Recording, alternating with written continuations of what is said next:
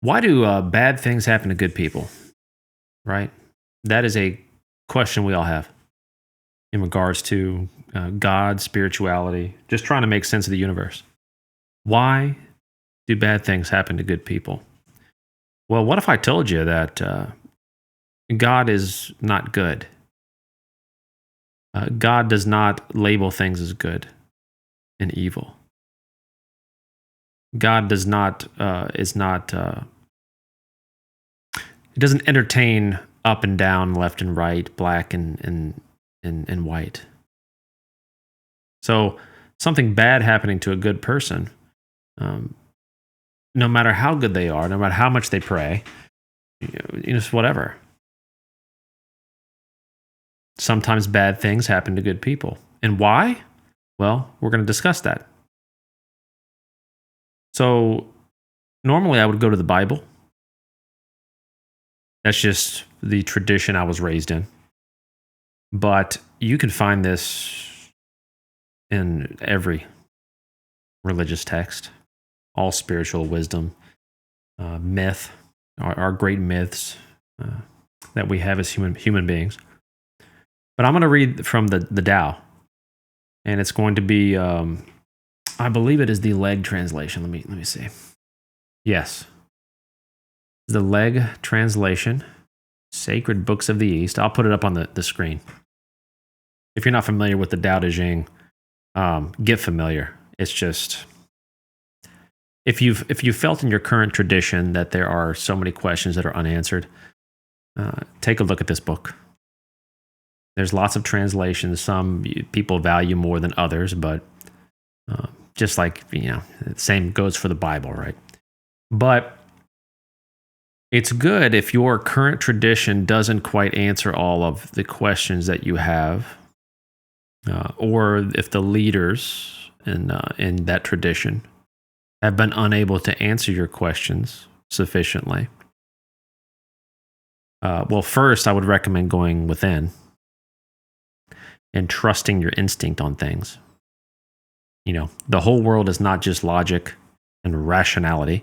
No, you have an intuition, you have a gut feeling, you have a certain part of you that as soon as you hear something that is like that rings true to you, you get the aha moment. You get that aha moment, and that is everything. And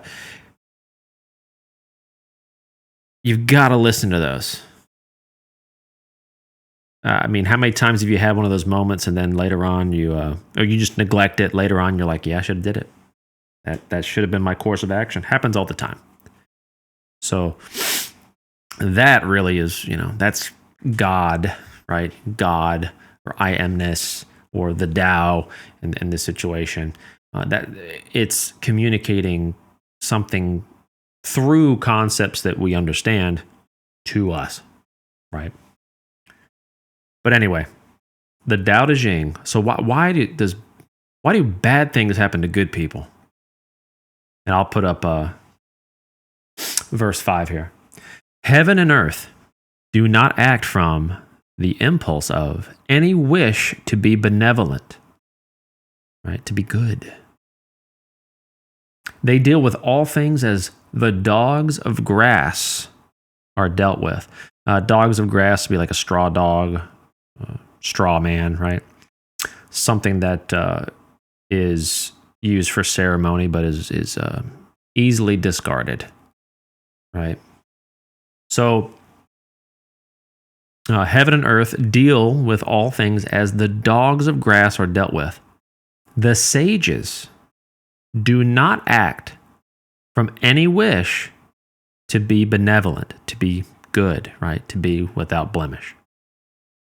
They deal with the people as the dogs of grass are dealt with. So, growing up in spiritual traditions or religions, you're effectively taught that the better person you are, the better your life will be, right? You want to be blessed, well, you have to earn it. Effectively, you have to earn the blessing. You put in enough good boy tokens in the machine, it'll spit out lottery winnings of tickets. Well, clearly that's not how it works.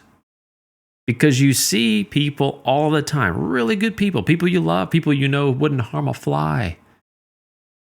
And they run into absolute calamity. Why is that? Perhaps it's not based on righteousness, goodness, like we think it is. See, it's not about good, bad, right? It's not about being a good little boy or good little girl. It's not about obeying the rule. It's not really about any of that. Now, we've been told that. I mean, it's awfully convenient if you're a good little boy and good little girl, because you're not going to step on any toes. You're going to fall in line more. You are going to just take what's given to you by another human being who, more often than not, has an agenda. And when someone has an agenda, they love people who fall in line. But no. Speaking of God, the Tao, your I amness, Brahman, right? Allah, Jehovah, all the different words that we use to describe the indescribable. How you get good with that is understanding and coming to some sort of, the word enlightenment is pretty strong, but you come to a certain enlightenment, or you become aware of the fact that the power is inside of you. And that's what all these people are wisdom teachers in the past are telling us.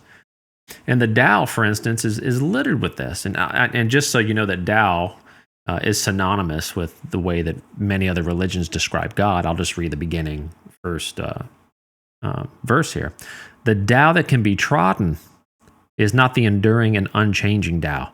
And the name that can be named is not the enduring and unchanging name. So this is strictly talking about the Tao being above concept. It is the emptiness of a vessel that is required for the vessel to have space to be filled. It is an unseen thing, and yet it exists. So if someone says God does not exist, let's say an atheist says that, God does not exist, you could say, you're right. Because it depends on what you mean by exist. What the Tao is saying here, and what you'll find throughout every spiritual tradition, is that there is a force, there is an essence that seems elusive when we try to find proof of it physically, and yet we know it's there. We know it's there. We know we are here.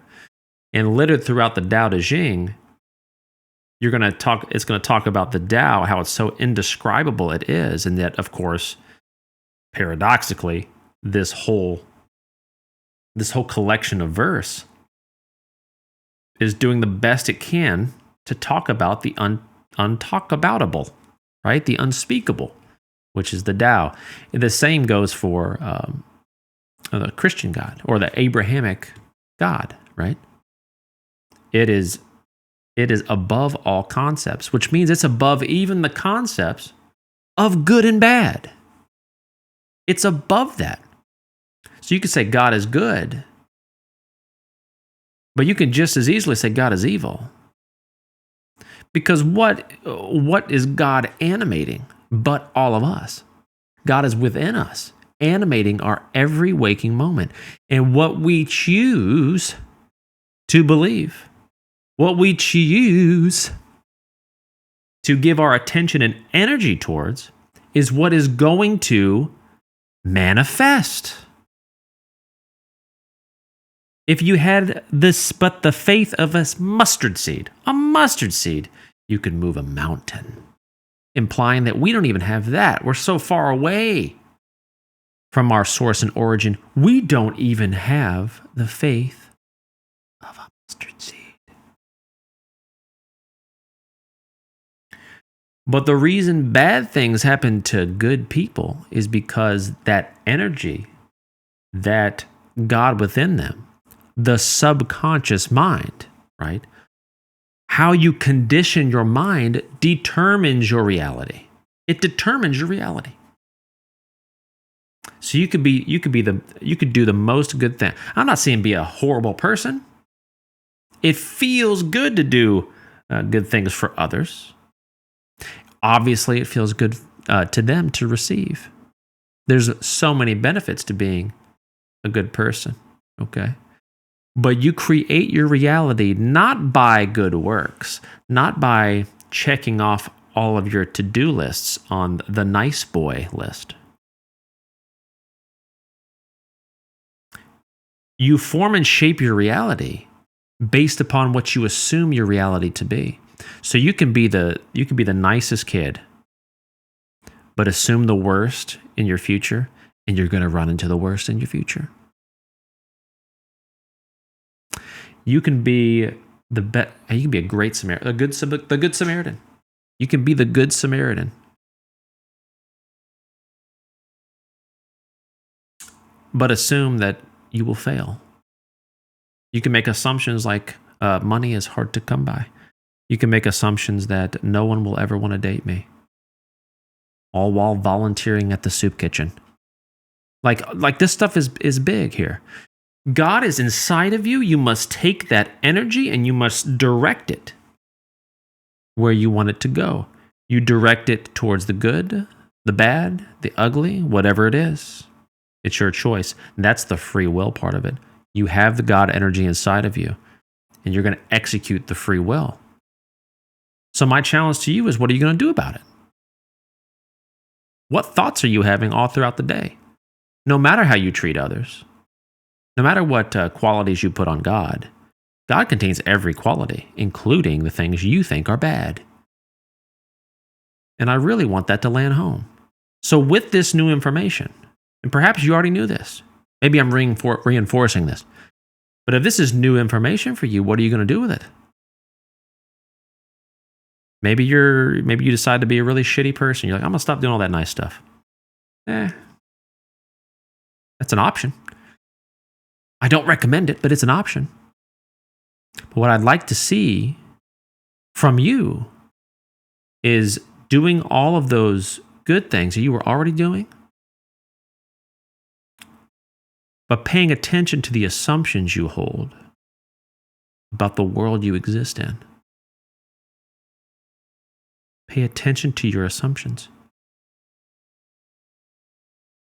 Initially, it might just be you becoming aware of your assumptions.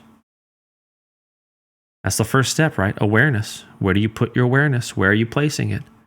You need to run an inventory, right? What are you doing on autopilot that is holding you back, keeping you down? And then making a conscious decision to overcome that and flip the script. And that's what I want to say. So I know you've done many good things, and you've had a moment where some shit hits you, and you're like, I don't get it, man. Like, I've been doing all of this good work, making all this progress, and then this just hit me. I know you've had that feeling, but remember, it's not about the good works you do. You don't do good works in order to receive. You work on your mindset and what you're paying attention to in order to receive. Because you're already planting seeds that are going to grow, and you will receive based on what you sow.